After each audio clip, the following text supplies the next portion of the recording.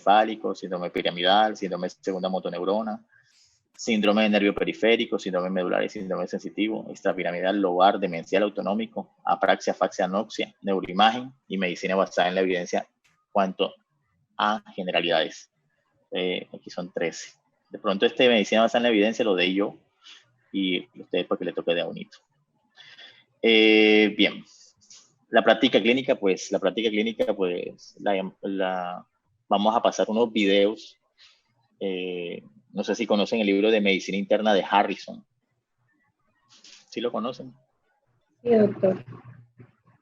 Bien, Medicina Interna de Harrison es un libro bastante complejo que tiene casi ya 70 años de estar en el mercado.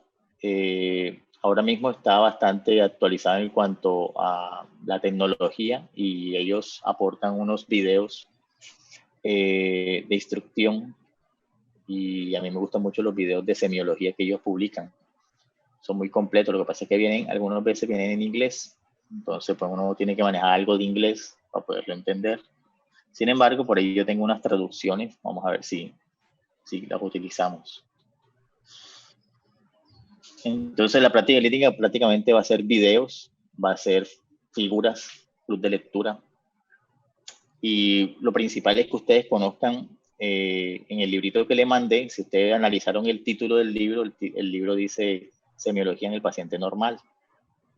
Entonces, primero hay que conocer lo normal para poder, cuando uno interactúa con un paciente, definir qué es anormal.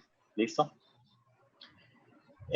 ¿Cómo se va a calificar la rotación? Como esto aquí. Okay. Entonces, la distribución porcentual de la nota en vista de esta situación, pues ha cambiado. Entonces, la exposición, ¿sí sale el Word? Aquí me está dando un mensaje. Sí, doctor. Ok, bien. El primero es la exposición, pues una exposición más unos quizzes diarios. Eso representa un 25%. Un trabajo escrito que le voy a asignar mañana, 12.5%. La participación y la asistencia a foros, es decir, todos los días que demos clase, pues si ustedes participan y van a ganar un chulito. Y la asistencia, ¿ves? 12.5. O sea, eso es que ese 12.5 siempre he dicho que es regalado. Un examen final que estoy esperando que el doctor Negrete me diga cuál va a ser la técnica de evaluación, porque hay dos. Una es oral y otra es que yo les publico la pregunta y ustedes las van contestando. Hemos tenido muchos problemas porque en la rotación pasada específicamente, hubo mucho estudiante que hacía trampa, se hacían un grupo de chat paralelo y se transmitían las respuestas. A veces entre rotaciones tomaban las fotos de las preguntas y se las pasaban a la siguiente rotación. O lo peor, se las vendían. Entonces, pues hubo mucho profesor que denunció eso y ahora las cosas cambiaron. Ahora las cosas son por el software de la universidad que es ELISA y ahí sí yo pienso que es más fácil hacer trampa porque le toman la foto y tienen 2 minutos para contestar y en 2 minutos pueden hacer lo que sea por internet. Entonces, pues eso cada uno tendrá su conciencia tranquila, cada uno se engañará a sí mismo, porque hacer trampa en esto es engañarse uno mismo. La gracia es que ustedes a conciencia pues estudien y aprendan, porque ustedes van a manejar personas, seres humanos, no cosas inanimadas. Entonces necesita eso un poco de seriedad. ¿Listo? Bien. En la exposición, ¿qué se va a calificar? Se va a calificar el tono de voz, la calidad de la presentación, el uso de la diapositiva de forma correcta, el fondo adecuado, la letra adecuada, la distribución letra, figuras adecuada, el dominio del contenido, o sea, que se siente que el estudiante sepa, tenga manejo del tema. la organización y la secuencia de la exposición, la claridad y la precisión de la exposición, el uso del tiempo, generalmente son 20 minutos, el uso de los recursos, eso es las imágenes que ustedes pongan y que las imágenes tengan un contexto con respecto al tema que se está hablando. Y las citas bibliográficas, la seguridad en los planteamientos técnicos y de conocimiento. Y esto pues no, la utilidad de la presentación, pues la utilidad es que ustedes aprendan. Bien. ¿Quedó claro cómo se va a calificar la rotación? ¿Cuál es el contenido? ¿Quedó claro todo eso? ¿Alguna pregunta?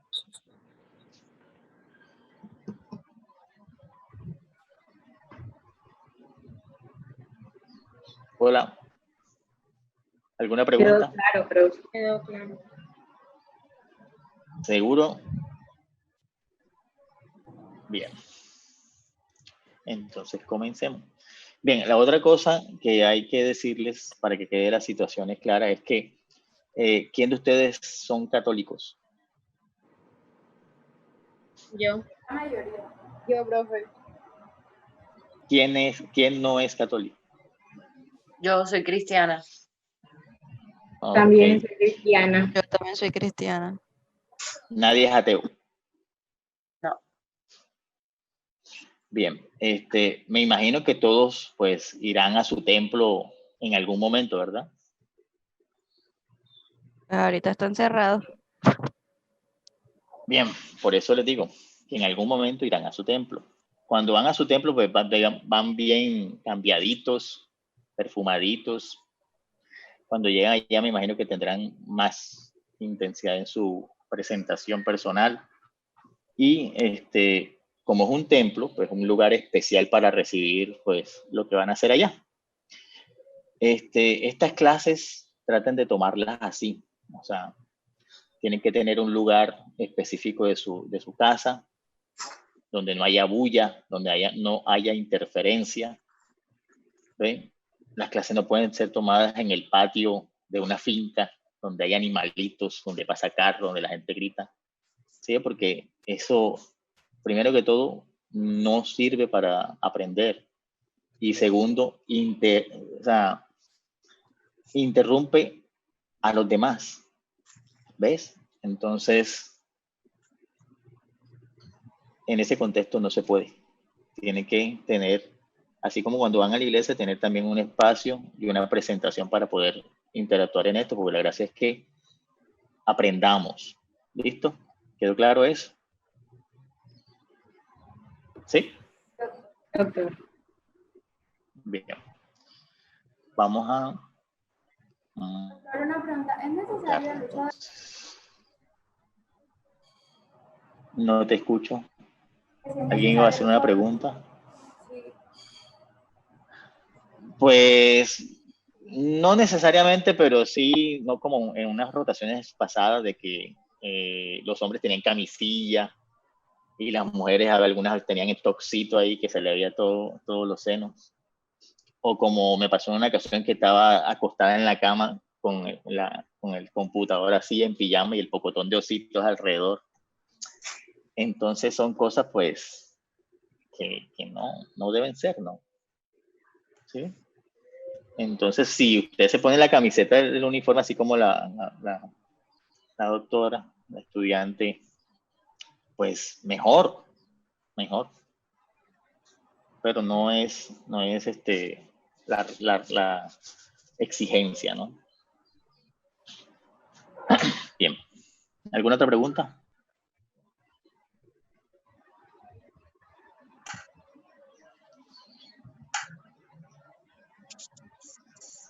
Ok, se escucha el audio entrecortado. El problema con esto de tecnología es que acá en la costa la distribución de los megabytes por unidad per cápita es bajo. Entonces siempre va a haber interferencia, siempre va a haber algo que entorpezca la reunión siempre. ¿Ves? Entonces pues nos toca adaptar a eso. Bien. Aquí vamos a cerrar esto. Bien. Ahí le sale ya la presentación. Sí, doctor. Sí, doctor. Ahí lo presento. Vamos a mirar a ver cómo hacemos para engrandecer esta cosa. Ahí por aquí. Y... Ok. Bien. Hay un problema con este Zoom que cada 40 minutos nos bloquea. Entonces, a los 40 minutos, ya faltan 10 minutos, yo les mando nuevamente el link para que se reintegren. ¿Listo?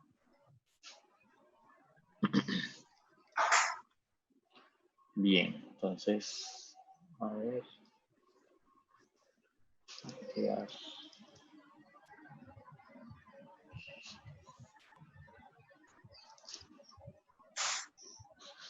Ay, en serio. Bien, ahí le sale la presentación. ¿Sí? Sí, doctor. Bien, entonces...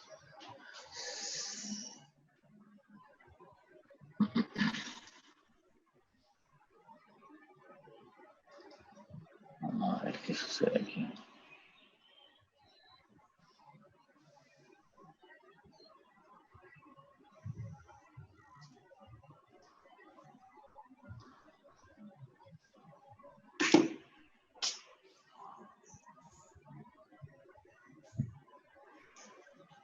Bien.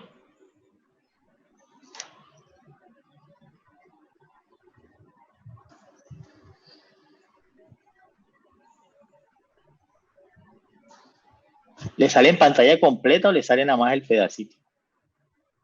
El pedazo. Entonces un momentito lo ponemos en pantalla completa. Listo. Ahora sí. ¿Sale en pantalla completa ahora sí? Sí, doctor. Listo. Entonces vamos a comenzar. Voy a tirarlo Yo tengo un problemita con este bendito. Es un Mac y este Mac no es amigable. Bien.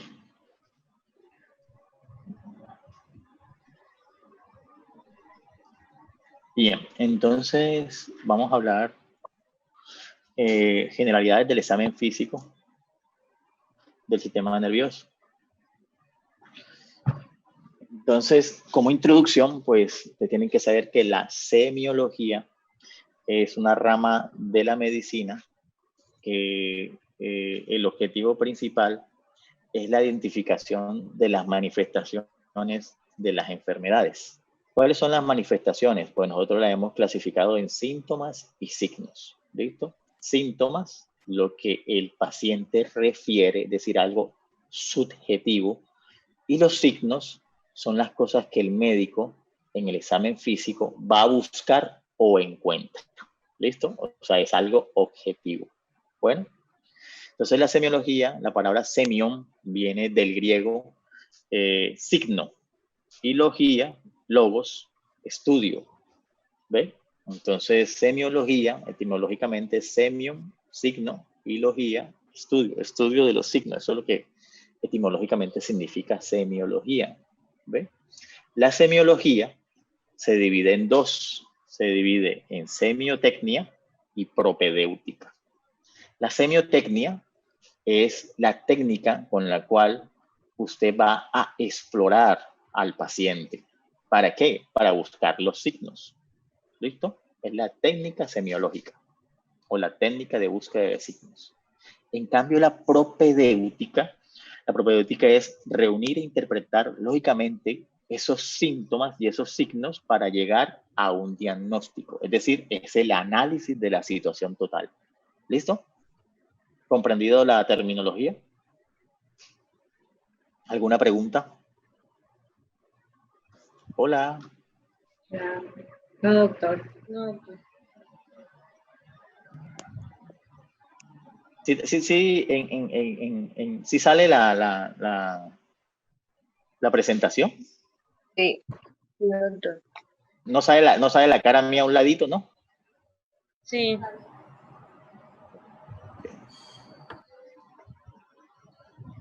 Muy bien.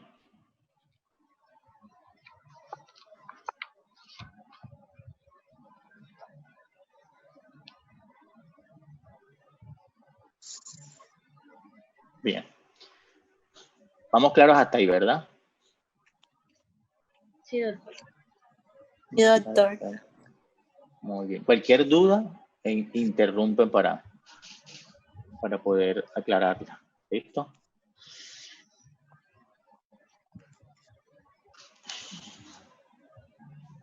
Bien. La herramienta que utilizamos nosotros para poder hacer nuestra función como médicos se llama historia clínica. La historia clínica consta de varias partes. Entonces, entre esas partes, entre esas partes se encuentra la anamnesis, la exploración física y los complementos. La anamnesis es el interrogatorio, ¿ve? Entonces, en el interrogatorio, esa anamnesis va a tener los datos de filiación, que son como 20. Entonces está nombre, edad, sexo, raza, religión, estado civil, educación, procedencia, referencia,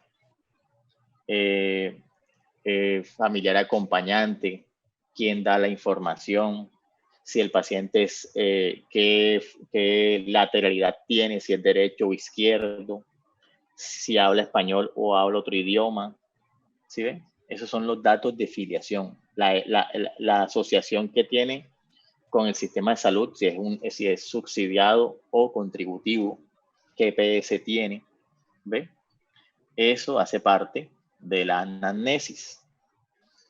El motivo de consulta es el síntoma que más le preocupa al paciente y por el cual él consulta al facultativo. ¿Listo? Generalmente los libros de semiología, muchos dicen de que se tiene que copiar tal cual lo expresa el paciente y entre comillas. ¿Listo? Pero hay veces de que el paciente viene con muchos síntomas y uno tiene que definir cuál es el síntoma más preponderante y hacer un interrogatorio más orientado para que el paciente pues diga cuál es el signo más preponderante. Por ejemplo, con pacientes que vienen con dolor, vengo por dolor, ¿dolor dónde? No, me duele aquí en el cuello, no, que me duele aquí la espalda, no, que me duele aquí en la muslo, que me duele aquí en el pie. Pero ¿cuál es el que más le intensifica? No, el dolor de cabeza.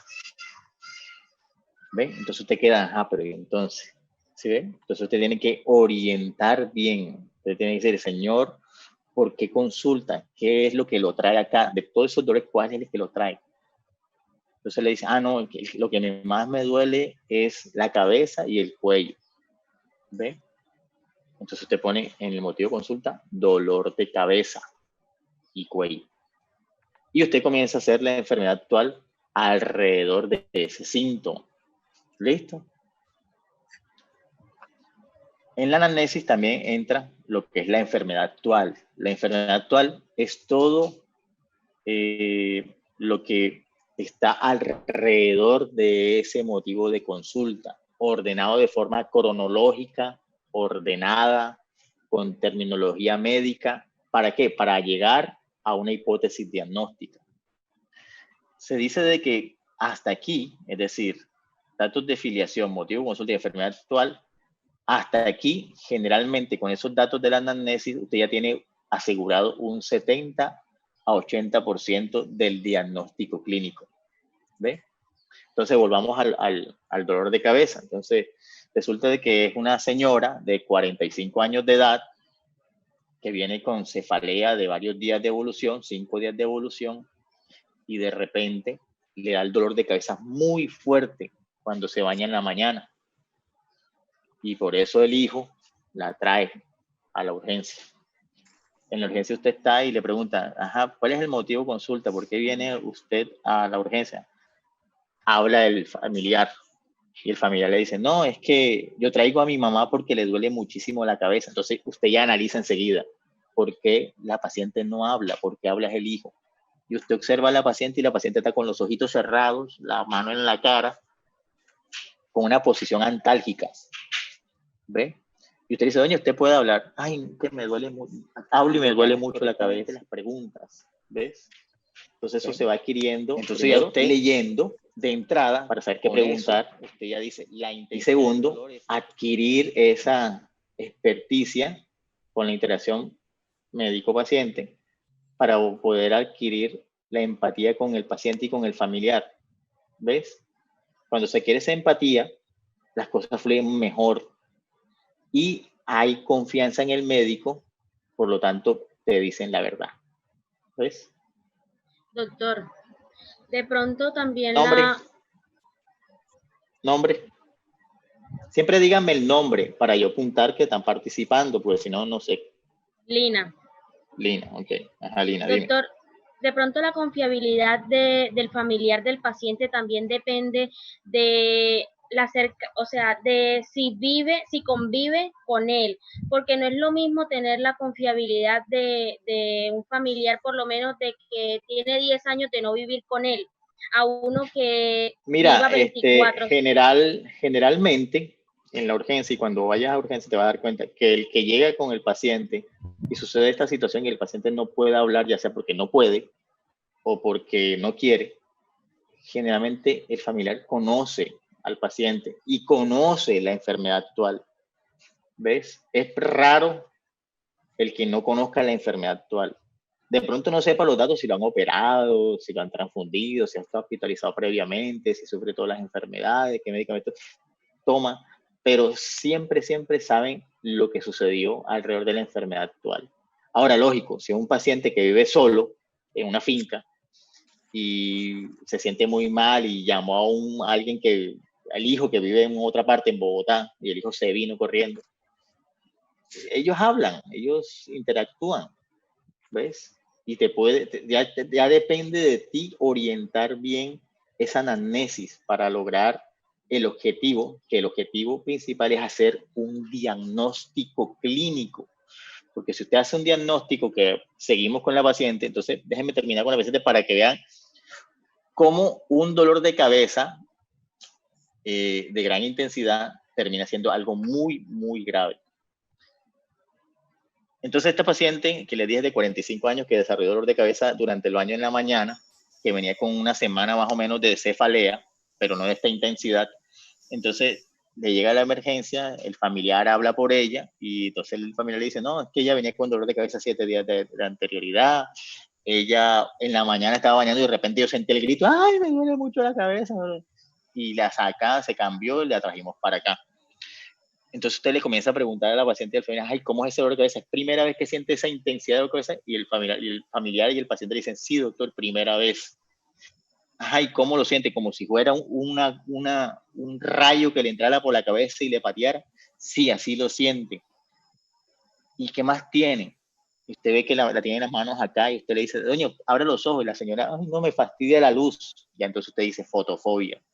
Doña, hágame un favor, flexione el cuello. No puedo. Y abre la boca. Hace así.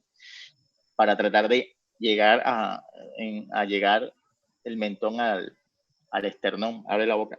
No puede flexionar el cuello. Entonces ya usted, como sabe semiología, como sabe epidemiología, usted analiza el caso y te dice, esta señora lo más seguro es que tenga una cefalea secundaria. ¿Ve? La semiología del dolor usted se la aplica, entonces usted comienza a preguntarle el Alicia de D del dolor, aparición, localización, intensidad, concomitancia, irradiación, desaparición, duración, analgesia, ¿sí ve? Y usted encuentra todos esos datos y usted dice, no, esta es una cefalea secundaria con signos de alarma, tiene fotofobia y el patrón del dolor es thunderclap, o sea, cefalea en trueno. Esto es una cefalea con signos de bandera roja. Por ser mujer de 40 y pico de años y con esta cefalea así y con rigidez de nuca y con fotofobia, lo más seguro es que esa cefalea secundaria sea a una hemorragia subaracnoidea por un aneurisma que se está rompiendo. ¿Ve? Entonces usted le toma los signos vitales está hipertensa, taquicárdica, o sea, el complejo hipersimpático asociado a un dolor intenso. ¿Ve? Usted le coloca analgesia, le deja la presión tranquila, porque si te está sospechando una hemorragia solanoidea, usted le baja mucho la presión y te complica la perfusión cerebral. Se le pide una tomografía, y en la tomografía sale sangre libre en el espacio aracnoideo, que en los términos tomográficos sería una hiperdensidad en las cisternas peritroncales o perimesencefálicas. Y usted concluye, listo, esta paciente es una hemorragia solanoidea, o sea, es una cefalea secundaria con signos de alarma, secundaria a una ruptura aguda de aneurisma. Listo, usted ve que la sangre está más acumulada en el cuerno anterior y usted dice, ah, esto debe ser una arteria cerebral anterior o una comunicante anterior. ¿Ve? Entonces ya, listo, tiene con la anamnesis, solamente con la anamnesis, mire, con el motivo de consulta y la enfermedad actual, ya usted ya tiene la gran idea de qué puede ser. ¿Sí ve? Entonces ya usted, del abanico de impresiones diagnósticas, la doctora se está durmiendo.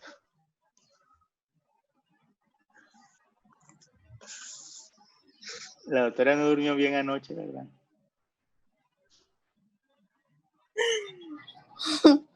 Que como no sale nada. Bien, sigamos. Entonces sí están captando el mensaje.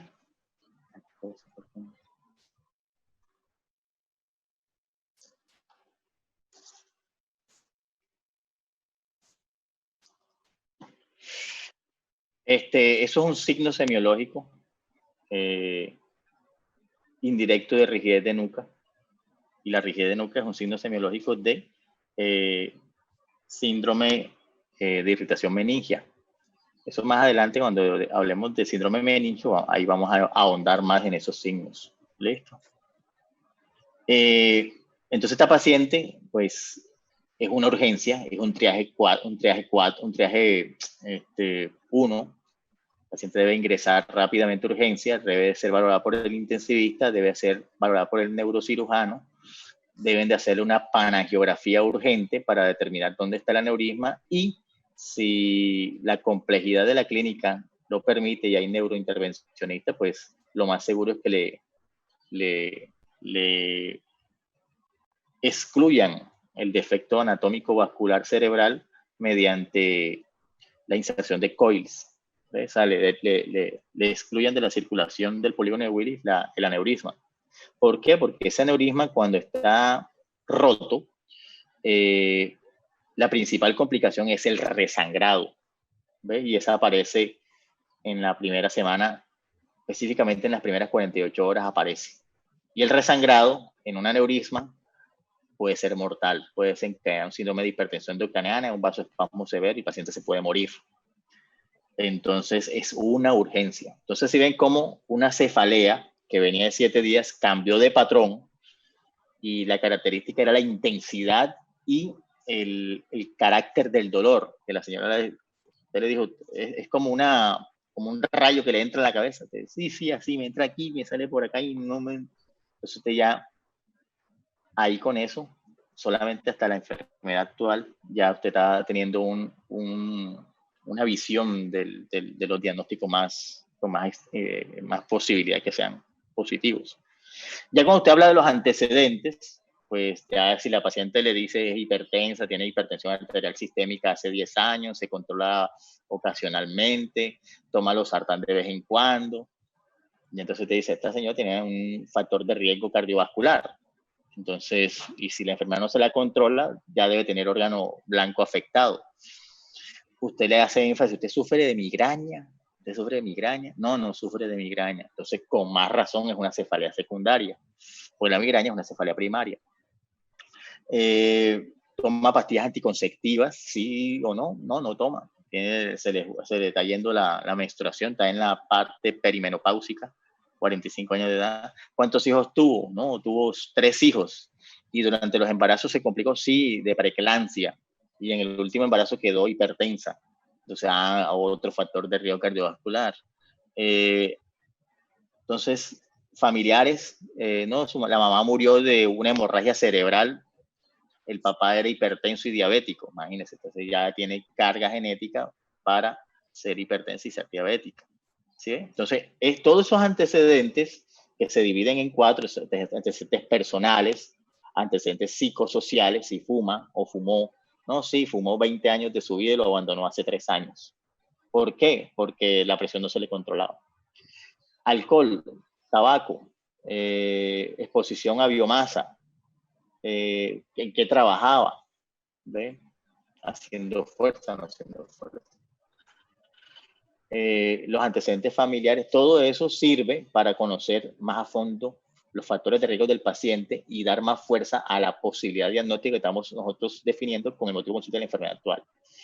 La revisión por sistemas consiste en hacer un interrogatorio ordenado cefalocaudal por sistemas de los síntomas, a ver si presenta algún síntoma. Entonces, como ella, la revisión del sistema nervioso central es la que también más preponderante ahora, pues usted comienza, este dolor de cabeza le había dado antes, usted ha tenido focalidad neurológica, sensitivas o motoras, ha convulsionado, le han hecho alguna imagen del cerebro a ver si tiene neurocisticercosis o algo, ¿sí?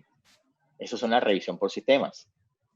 Y ya, cuando hablamos de exploración física, ya entramos a lo que es el examen físico. Y el examen físico está ordenado también cefalocaudal y por sistema también, ¿no? Te va por sistema, no, por segmentos corporales. Entonces, cabeza, cráneo y cuello, tórax, abdomen, extremidades, sistema nervioso central, genitourinario, piel y tegumentos.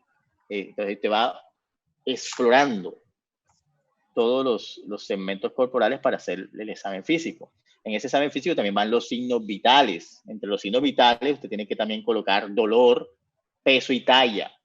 ¿Oyó? Pues no se lo olvide.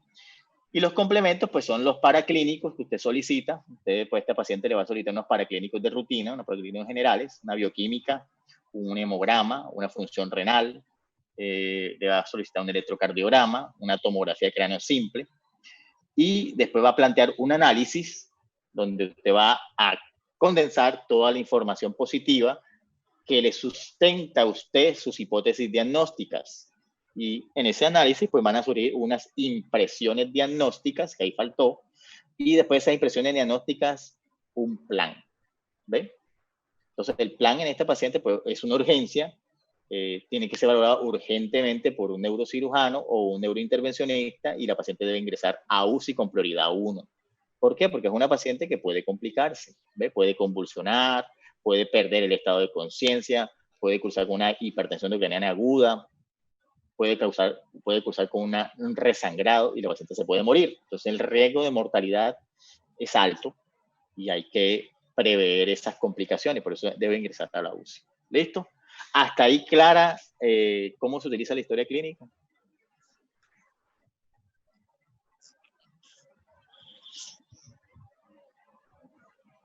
Bien.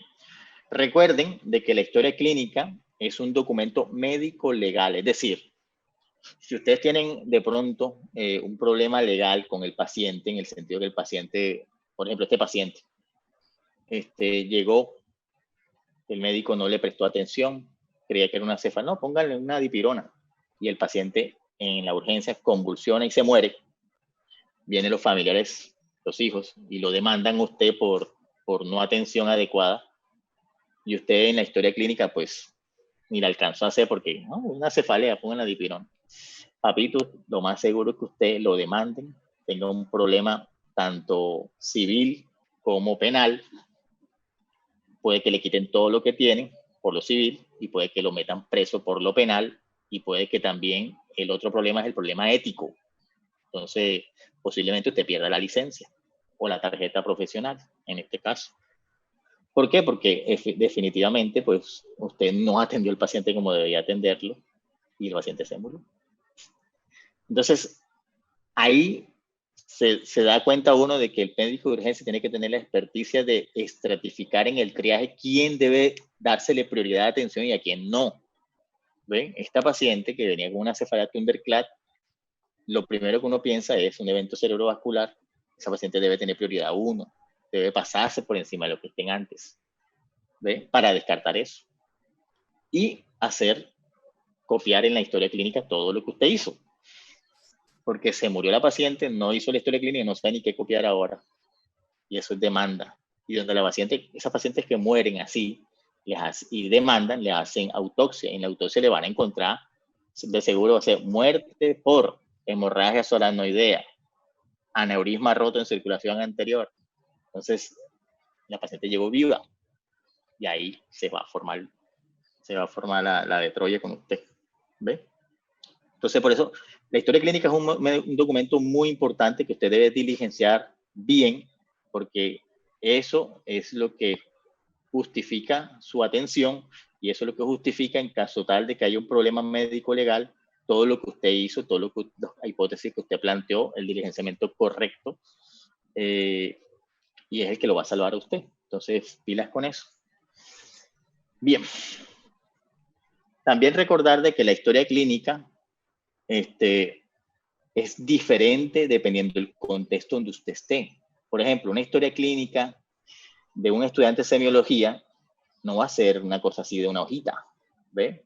La historia clínica realizada por un estudiante de semiología debe ser como las historias clínicas de medicina interna, que al menos deben de tener, al menos 15 hojas, y deben de tener dibujos, explicaciones fisiopatológicas, todo, ¿sí ve?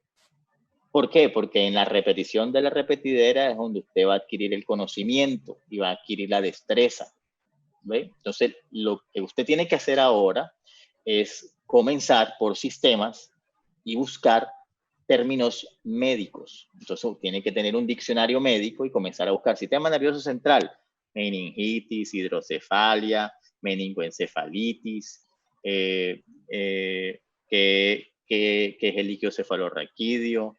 Los componentes del líquido cefalorraquídeo, cuánto pesa el cerebro, cuánto pesa el encéfalo, cuántas partes tiene el encéfalo, los nervios, todo eso, ¿sí? Entonces, en el diccionario médico hay un poco de terminología y ahí usted tiene que ir adquiriendo la información de esos términos médicos, ¿ve? Y en neurología lo que hay es términos complejos. Bien. Entonces, cada historia clínica se adapta. Por ejemplo, no va a ser igual una historia clínica de urgencias que va enfocada a la urgencia a una historia clínica de medicina interna, a una historia clínica de cuidado intensivo. El contexto es el mismo, el contexto no, el formato es el mismo, la secuencia es la misma, pero el diligenciamiento de cada es diferente. El de medicina interna es más amplio, el de urgencia es a la urgencia, ¿sí? Porque lo que usted necesita es determinar si está comprometida la vida o no, o algún sistema y va a comprometer funcional o anatómicamente al paciente. Eso es lo que va enfocada la historia clínica de la urgencia. En cambio, en medicina interna no, en medicina interna es paciente hospitalizado, que necesita hacer todos los diagnósticos que tenga para tratar y definir cuál es la causa que explica todo. Usted necesita una historia clínica bastante extensa. ¿Listo? ¿Qué más? ¿Alguna pregunta? ¿Algún comentario?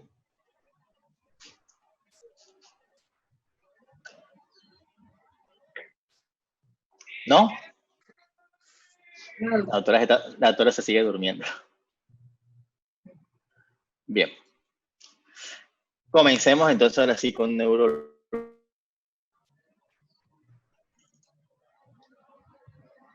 Global de la enfermedad tiene que quedar claro.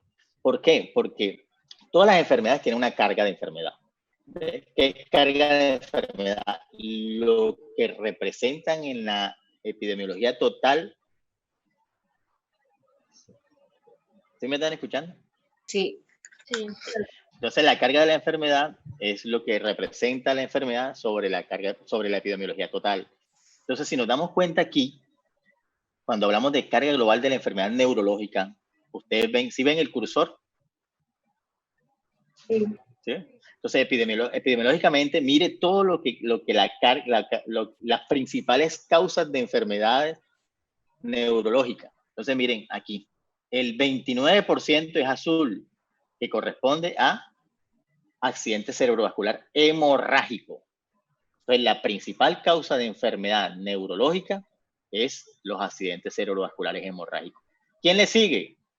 Los accidentes cerebrovasculares isquémicos. Entonces, usted analiza.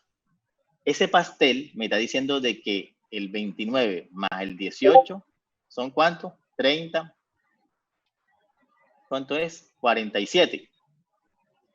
Casi la mitad, 47% de las enfermedades del sistema nervioso central que llegan a una urgencia son explicadas por accidentes cerebrovasculares. En primera instancia el hemorrágico y en segunda instancia el isquémico. ¿Listo? Entonces, ¿qué nos quiere decir eso? Nos quiere decir de que nosotros tenemos que ser unos especialistas en la anatomía vascular del sistema nervioso central. ¿Ves? Eso es lo que nos quiere decir. Además de eso, tenemos que ser unos especialistas en la patología cardiocerebrovascular. ¿Ves? O sea, cuáles son las principales causas de enfermedad vascular cerebral. Entonces, aquí está hemorragia, casi el 50%, casi la mitad de la carga de la enfermedad del sistema nervioso, neurológica, perdón, está representada por los eventos cerebrovasculares. Mire, 14% meningitis, procesos infecciosos. Mire, vea, 11% la migraña, ¿ve? Una cefalea primaria. Mire la epilepsia, 8%. La demencia, la principal etiología de la demencia es la enfermedad de Alzheimer. ¿Ves? Entonces, 8% la epilepsia, 5% Alzheimer, 3% encefalitis, es decir, otra vez infecciones. O sea, las infecciones son como 8 más 3, 11. ¿Ves? La enfermedad de Parkinson, que es otra demencia, mire, el 1%. El 1% la cefalea tensión. ¿Ves? Y otras causas, 1%. O sea,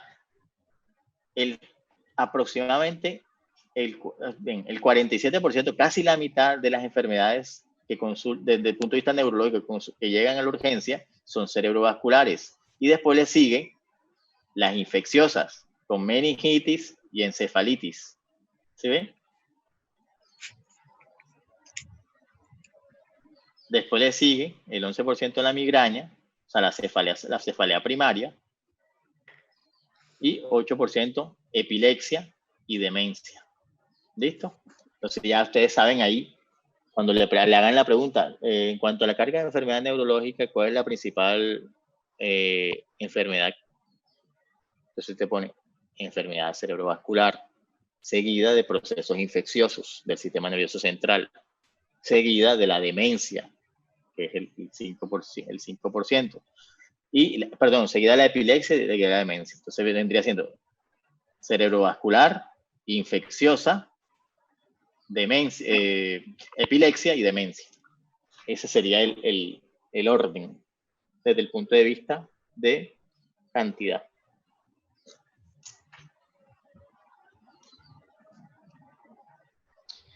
Bien, ¿cuál es el objetivo del examen físico del sistema nervioso? Primero, saber lo normal. Segundo, sabiendo lo normal, usted va a reconocer si existe una alteración. Otro objetivo es determinar el tipo de alteración, si es estructural o es funcional. Acuérdese que el sistema nervioso central es un tejido excitable, es decir, las neuronas trabajan con potenciales de acción y esos potenciales de acción tienen miliamperios y los amperios es energía eléctrica. Entonces, usted sabe de que en esas interconexiones puede haber una alteración anatómica que compromete la función o una alteración fisiológica no anatómica por trastornos de las interconexiones o de la liberación de neurotransmisores o de la generación de los potenciales de acción sin alteración anatómica que también van a expresarse como alteración de la función. Ejemplo, un paciente de 70 años, fumador como 80 años, y le salió una masa en el pulmón y le llega a la urgencia convulsionando. Usted con esos antecedentes, usted lo primero que piensa es que debe tener una lesión ocupante de espacio en el sistema nervioso central o un accidente cerebrovascular. ¿Ven? Esas son las dos hipótesis. Si tiene un tumor en el pulmón, una neoplasia, un cáncer, lo más seguro es que si le llega usted convulsionando a la urgencia, pues uno lo primero que asocia es, eso debe ser una metástasis en el encéfalo y está convulsionando. O puede ser, con el antecedente fumador, una enfermedad cerebrovascular, una hemorragia intraparenquimatosa que está ahí cerquita de la corteza cerebral. ¿Ve? Entonces le hace la tomografía y ¡pam! foco de metástasis. Entonces, eso es una alteración anatómica que llevó a una expresión clínica con deterioro funcional, es decir, epilepsia. ¿Listo? Ahora, un paciente, por ejemplo, que sufra de enfermedad renal, se dejó de dializar, se le subieron los azoados, la urea, el ácido úrico, el BUN, la creatinina, muy elevado, y le llega convulsionando. Entonces usted también piensa lo mismo. Piensa, o se dejó de dializar, tiene una hiperazoemia, lo más seguro es que tenga una encefalopatía urémica y por eso puede haber convulsionado. O puede tener un accidente cerebrovascular. ¿Listo? Entonces le hace la tomografía y la tomografía está un cerebro pues atrófico para la edad o un cerebro adecuado para la edad. Entonces, usted ve que en este paciente no hay alteración anatómica, sino funcional. ¿Por qué? Porque la hiperuricemia, todos esos tóxicos afectan a las neuronas y las neuronas pues se dañan, se afectan y se expresan ya sea como una convulsión, con un deterioro del estado de conciencia, una encefalopatía. Entonces este paciente venía con encefalopatía y convulsionó. Entonces ahí está la diferencia. Determinar la alteración, si es estructural o si es funcional. Y eso se llama diagnóstico topográfico. ¿Sí les quedó claro el concepto?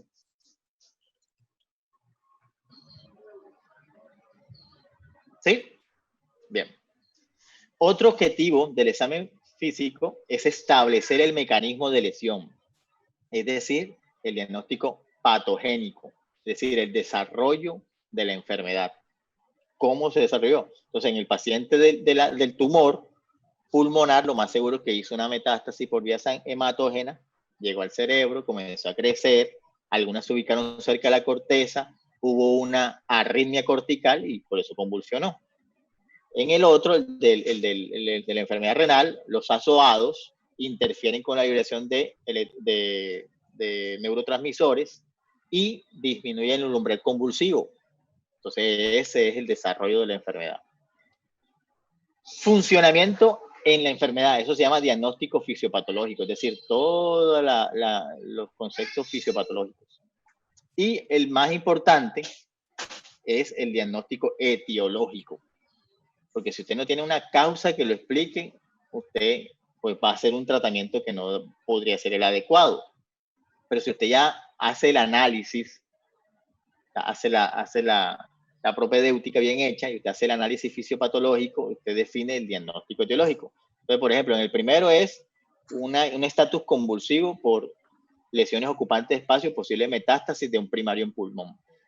En el otro, una encefalopatía con un estado convulsivo secundario a una hiperazoemia por no hacerse la diálisis. ¿Listo? Entonces ya usted sabe que uno tiene que hacerse la diálisis y el otro tienen que colocar el anticonvulsivo, colocar corticoides y mirar a ver si le pueden o no retirar las lesiones metastásicas. ¿Listo? ¿Vamos claros hasta ahí? ¿Sí?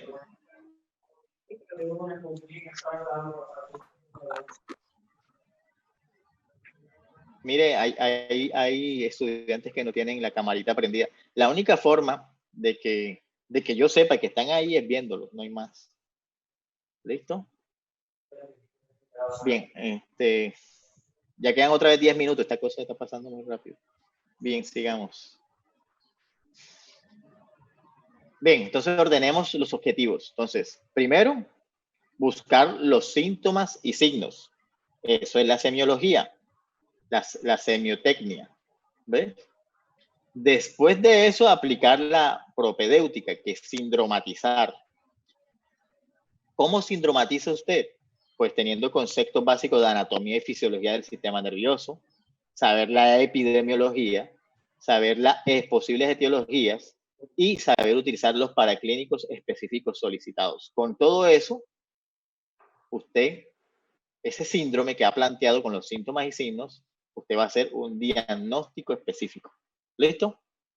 Entonces, lo primero que hace es la historia clínica, donde adquiere toda la información, donde se plantea hasta la enfermedad actual, se puede plantear una hipótesis diagnóstica de certeza al 70%, usted sindromatiza al paciente y con todos los conocimientos que tiene de anatomía, epidemiología, etiología, es decir, medicina interna, usted va a hacer un diagnóstico específico. Y si hace el diagnóstico específico, hace un tratamiento, un pronóstico y define. ¿Listo? Así es como se utiliza todo esto. Bueno. Bien.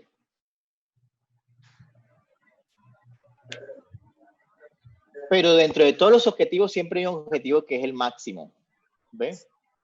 Que es como el objetivos generales, objetivos específicos. Entonces el objetivo máximo o general es ubicar la lesión dentro del sistema nervioso. Acuérdense que el sistema nervioso tiene dos partes, sistema nervioso central y sistema nervioso periférico. Usted va con la expresión clínica, como el sistema nervioso central tiene la fase. Una de las cosas que hace en particular el examen físico del sistema nervioso es que usted sabiendo la anatomía y la función, usted puede ubicar con gran certeza dónde está la lesión en todo el sistema nervioso. ¿Ve? Por ejemplo, un paciente que le llega porque le duele la muñeca, tiene disestesias en la mano, tiene pérdida de la fuerza, usted ya sabe de que eso no es sistema nervioso central, eso es sistema nervioso periférico. Y si usted hace una anamnesis y un examen físico adecuado, usted puede preguntar al paciente, señor, ¿usted qué trabaja? No, yo trabajo escribiendo todo el día. ¿Cuántos años? 20 años escribiendo. ¿Con qué mano escribe usted? Con la derecha. ¿Ve? Entonces usted dice, ah, no, este señor tiene posiblemente, por su trabajo, un síndrome del túnel carpiano, que le está comprimiendo el nervio mediano y tiene una neuropatía periférica por compresión. ¿Listo? O otro ejemplo, un paciente de 80 años de edad que sufre de osteoartrosis o artrosis y sufre artrosis cervical y de repente dejó de hacer popó, de repente dejó de caminar, perdió la fuerza. Usted viene y le hace el examen físico y encuentra signos medulares altos. Usted dice, ah, no, este señor con los antecedentes de artrosis, la radiografía del cuello, que está todas las vértebras vueltas nada, le hace una resonancia y ve que hay un canal medular cervical estrecho. Dice, ah, no, más la clínica que presenta de pérdida de control de esfínteres, pérdida de la marcha. Usted dice, este señor sufre de un canal estrecho cervical. ¿Sí? Entonces, eso sigue siendo, eso sí es sistema nervioso central. Recuerda que el sistema nervioso central es encéfalo y médula espinal. Entonces, esto está comprimiendo la médula espinal cervical y tiene esa expresión clínica. ¿Ves? O el paciente que convulsionó, ya sea por una lesión ocupante de espacio o por una intoxicación por hiperazoemia, ese es sistema nervioso central, la corteza cerebral o el encéfalo. ¿Sí ven? Entonces, con todos esos signos y síntomas, usted, el objetivo máximo del examen físico es ubicar dónde está la lesión dentro del sistema nervioso. ¿Ve? Entonces ya están adquiriendo la diferencia de cómo captar dónde está la lesión. Por ejemplo, el ejemplo de la señora de la migraña con el stroke hemorrágico por hemorragia solanoidea está en el sistema nervioso central. ¿A dónde? En el encéfalo, dentro del cráneo. El estado convulsivo, tanto de la lesión ocupante espacio como la encefalopatía urémica, en el sistema nervioso central. El otro señor del canal estrecho. ¿Qué pasó?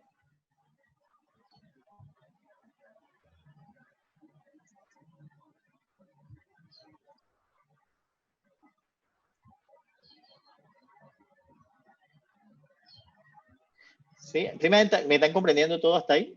¿Alguna pregunta?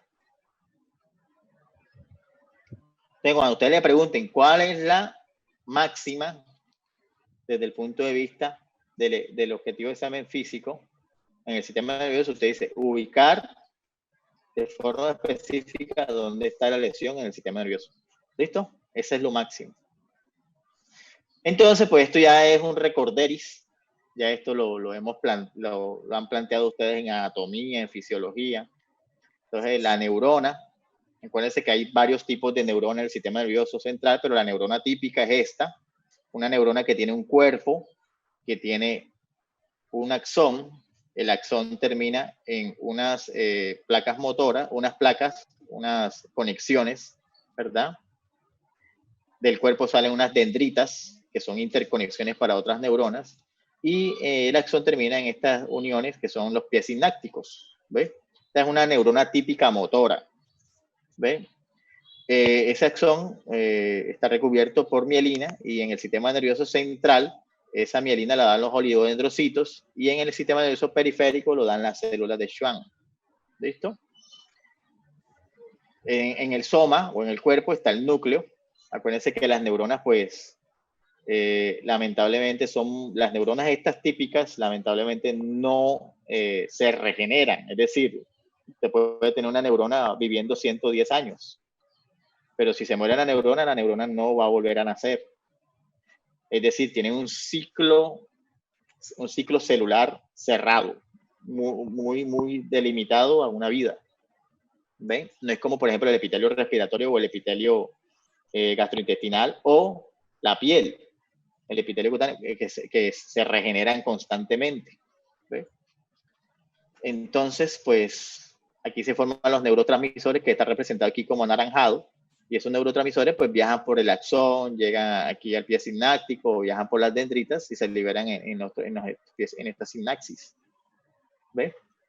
Hay diferentes tipos de neuronas. Están los astrocitos. Hay dos tipos de astrocitos. Miren la diferencia.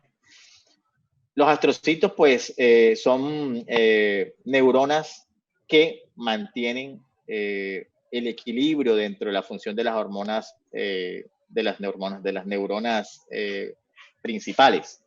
Ellas son las que primero forran a los vasos sanguíneos y forman lo que es la barrera hematoencefálica, pero también secretan sustancias tróficas para las neuronas, también reabsorben el glutamato excesivo. O sea, son células de sostén para las neuronas de este tipo.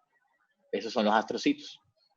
La microglía es el sistema inmunológico del sistema nervioso central. La microglía pues, es la que causa la fibrosis, causa los principios de inmunidad innata a nivel del sistema nervioso central. Y los oligodendrocitos pues, son células que forran en el sistema nervioso central los axones. ¿Listo?